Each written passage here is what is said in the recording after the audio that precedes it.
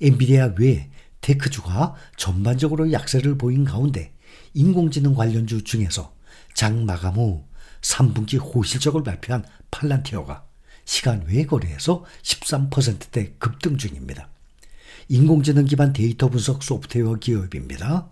팔란티어 테크놀로지가 3분기 사상 최대 순이익을 냈다고 발표했습니다. 팔란티어의 주가는 시간 외 거래에서 13% 이상 급등을 냈습니다.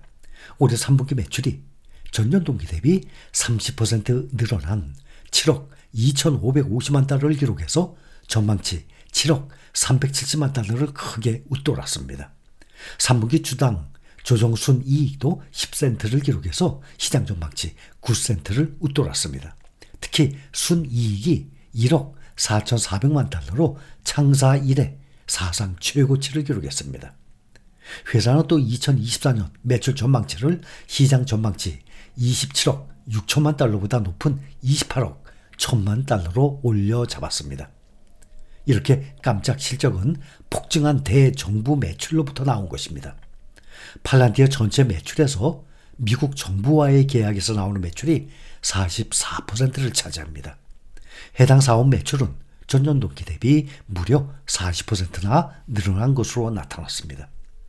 팔란티어는 군대의 위치를 시각화하는 소프트웨어 등을 미국 정부에 제공하는 걸 주 수익원으로 삼아왔습니다. 그러나 내년부터는 민간 기업과의 사업이 정부 사업을 추월할 것이라는 전망이 나오고 있습니다. 정부의 결정은 오래 걸리는 반면에 상업용 고객은 소프트웨어 구매를 훨씬 더 빠르게 결정을 할 수 있습니다. 팔란티어는 미국 상업용 비즈니스 부문이 크게 성장을 하면서 매출 성장을 이끌고 있다고 설명합니다. 특히 미국 상업 부문 매출은 올해 50% 이상 늘어나서 6억 8,700만 달러 이상이 될 것으로 내다보고 있습니다. 알렉스 카프, 팔란티어 최고 경영자는 주주들에게 보낸 서한에서 우리 사업의 성장이 가속화되고 있으며 미국 정부 및 상업 고객들의 수요에 힘입어서 재무 성과가 기대치를 뛰어넘고 있다고 밝혔습니다. 그는 이어서 전 세계는 산업과 경제를 재편하고 있는 미국 주도의 AI 혁명의 한가운데 있으며 우리는 그 중심에 있다라고 말했습니다. 팔란티어는 데이터 분석 기업으로 미국 국방부나 중앙정보국 등의 공공부문에 소프트웨어를 공급하면서 성장해 왔습니다. 해당 소프트웨어는 모든 미군 지부를 비롯해서 우크라이나 전쟁, 이스라엘 하마스 전쟁 등에 사용되고 있습니다.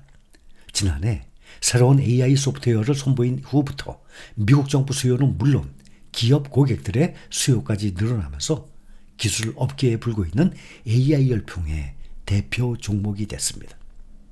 가장 중요한 팔란티어 주가, 올해 들어서 S&P 500개 종목들 중에서 엔비디아의 183%, 엄청나죠? 이 상승에 이어서 지금 150% 상승 중에 있습니다. 인공지능 반도체 공급망의 핵심인 엔비디아와 TSMC 주가는 10월 들어서 일제히 상승세를 보이고 있지만 대형 IT 기업 주가가 부진했던 것으로 집계가 나왔습니다. 빅테크 기업들이 인공지능 인프라 투자를 늘리면서 반도체 기업들이 수혜를 본 반면에 비용 부담에 따른 리스크는 갈수록 커지고 있는 상황을 보여주는 것으로 풀이되고 있습니다. 엔비디아는 10월에 글로벌 주요 기업들 가운데 시가총액이 가장 크게 늘어난 기업으로 나타났습니다. 증가액이 2,770억 달러, 약 383조 원에 이릅니다. TSMC 시가총액도 10월 한 달 동안 511억 달러, 약 70조 원 증가한 것으로 집계됐어요. 엔비디아 인공지능 반도체 수요가 여전히 강세를 보이면서 주가를 끌어올렸고 자연히 이것을 위탁 생산하는 TSMC 기업 가치 상승에도 기여했다고 분석을 합니다. 반면에 마이크로소프트 시가총액은 10월에 1,779억 달러 감소했습니다. 메타 시가총액도 153억 달러 줄어들었습니다. 구글 지주사 알파벳과 아마존 시가총액은 증가했지만 애플과 테슬라 기업 가치도 10월 들어서 크게 낮아진 것으로 집계됐습니다. 메타와 마이크로소프트가 인공지능 투자 비용과 관련한 문제를 컨퍼런스 콜에서 언급을 하면서 주가 하락의 원인이 됐다고 분석을 하고 있습니다. 애플이 인도네시아의 아이폰 16 판매 중단 조치를 해제하기 위해서 거의 1,000만 달러에 달하는 투자를 제안했습니다. 애플이 자카르타 남동쪽에 위치한 반동 공장에 투자하는 방식으로 공급 업체와 협력을 해서 애플 기기용 액세서리와 부품을 생산하는 것입니다. 이번 투자 보도는 인도네시아가 애플의 최신형 아이폰 16 판매를 금지하는 조치를 내놓은 지 며칠 만에 나온 것입니다. 인도네시아는 아이폰 16이 국내에서 판매되는 특정 스마트폰에 현지 제조 부품을 40% 이상 포함해야 한다는 규정을 불충족했다는 이유로 판매 금지 조치를 내놓았습니다. 인도네시아는 2억 8천만 명의 세계 4위의 인구 대국으로 전체 인구 과반이 44세 미만의 최신 기술 접근성이 높습니다. 세계 기술 대기업들이 인도네시아를 포기할 수 없는 이유입니다. 주요 시장인 중국에서의 차량 판매 부진으로 테슬라 주가 오늘 2.47% 하락한 242.84달러의 거래를 마쳤습니다.